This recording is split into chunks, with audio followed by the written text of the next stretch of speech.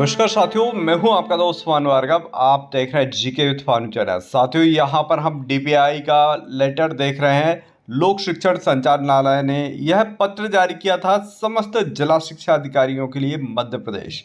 वही विषय में दिया गया था सहायक शिक्षक, उच्च श्रेणी शिक्षक और चतुर्थ समयमान वेतनमान योजना का लाभ देने विषयक था। साथियों, देखा जाए तो हमारे शिक्षक साथी परेशान हो रहे हैं और लंबे समय से इंतजार भी कर रहे हैं कि अब ऐसे तमाम शिक्षक हैं, सहायक शिक्षक हैं जो रिटायर्ड हो गए हैं और साथ में रिटायर्ड होने की कगार पर है, लेकिन उन्हें चतुर्थ वेतनमान का लाभ नहीं मिल पाया। यहाँ पर जैसा कि हम पत्र देख रहे हैं डीपीआई का, क्या दिया है इस पत्र में, क्या शिक्षकों को लाभ मिलेगा या नहीं मिलेगा? यदि नहीं मिलेगा तो कारण उसका क्या है, और लाभ मिल रहा है तो इसमें हम देखते हैं।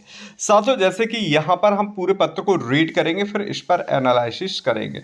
जैसे कि पत्र में दिया गया है, विषय अंतर्गत लेख है कि राज्य शासन के अधिकारी कर्मचारियों के लिए मध्य प्रदेश शासन वित्त विभाग के परिपत्र क्रमांक जो दिया गया है 14 अगस्त 2023 के द्वारा 35 वर्ष की सेवा पूर्ण करने पर चतुर्थ समयमान वेतनमान का लाभ दिए जाने के निर्देश जारी किए गए हैं। वहीं पर अगला बिंदु दिया गया है, शिक्षक संवर्ग के लिए समयमान वेतनमान योजना लागू नहीं है।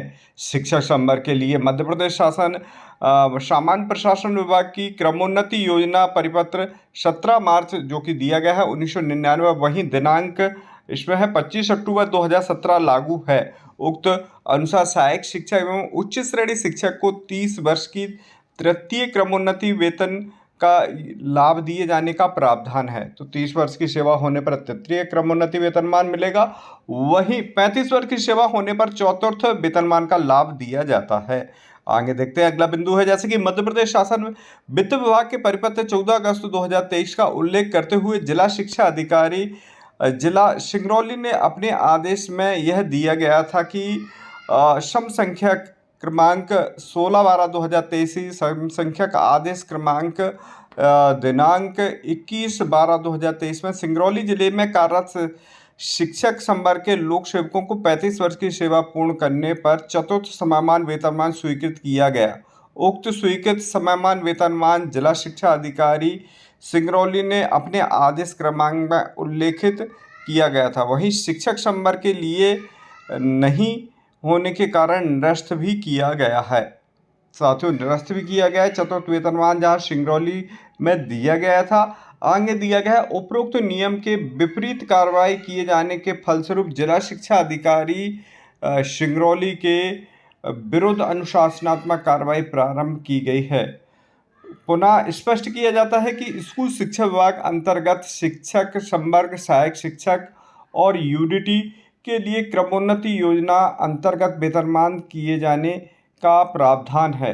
क्रमोन्नति योजना का अंतर्गत प्रावधान है। कृपया सुनिश्चित करें कि किसी भी स्थिति में आपके जिले में कार्यरत शिक्षक संवर्ग का नियम विरुद्ध समयमान वेतनमान का लाभ स्वीकृत नहीं किया जाए। यदि किसी शिक्षा अधिकारी द्वारा नियम के विरुद्ध विपरीत समयमान वेतनमान का लाभ दिया जाता तो उक्त के विरुद्ध कठोर अनुशासनात्मक कार्रवाई की।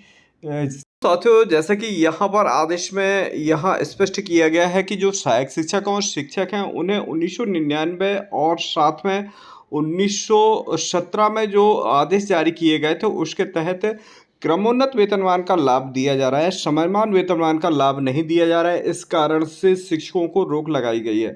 साथियों, यहाँ पर हाँ, जैसा कि हम बता देना चाह रहे हैं कि क्रमोन्नत वेतनमान जो कि 12 वर्ष की सेवा पूर्ण करने के बाद और 24 वर्ष की सेवा पूर्ण करने के बाद और तृतीय क्रमोन्नत वेतनमान 30 वर्ष की सेवा पूर्ण करने पर मिलता है।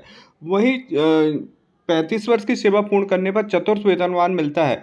वही देखें तो लेक्चरर या उच्च माध्यमिक शिक्षक या उससे अन्य जो पद है उसमें जो कि चतुर्थ वेतनमान मिलता है। अब बात करते हैं जहां उच्च माध्यमिक शिक्षक या फिर जो लेक्चरर हैं उनके लिए भी 10-10 वर्ष की सेवा यानी 30 वर्ष की सेवा करने पर उन्हें तीसरा समयमान वेतनमान का लाभ मिलता है और 35 वर्ष की सेवा पूर्ण करने पर चतुर्थ वेतनमान का लाभ मिलता है।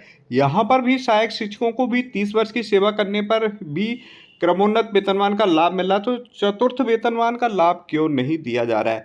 लाभ दिया जाना चाहिए, इसके विधिवत आदेश होना चाहिए। इससे पहले एक और आदेश जारी हुआ था, उसमें चतुर्थ वेतनमान की बात कही गई थी और फिर इसके बाद इस पर रोक लगा दी गई थी। तो उस आदेश को फिर से फॉलो आगे कंटिन्यू किया जाना चाहिए, जो कि 2023 में जारी किया गया था। और अब देखते हैं सरकार इसकी ओर क्या रुख लेती है। क्या शिक्षकों को चतुर्थ वेतनमान मिलता है? आपकी राय क्या है? हमें कमेंट जरूर कीजिएगा। मिलते हैं अगले अपडेटेड वीडियो के साथ, तब तक के लिए जय हिंद, जय भारत, जय माता।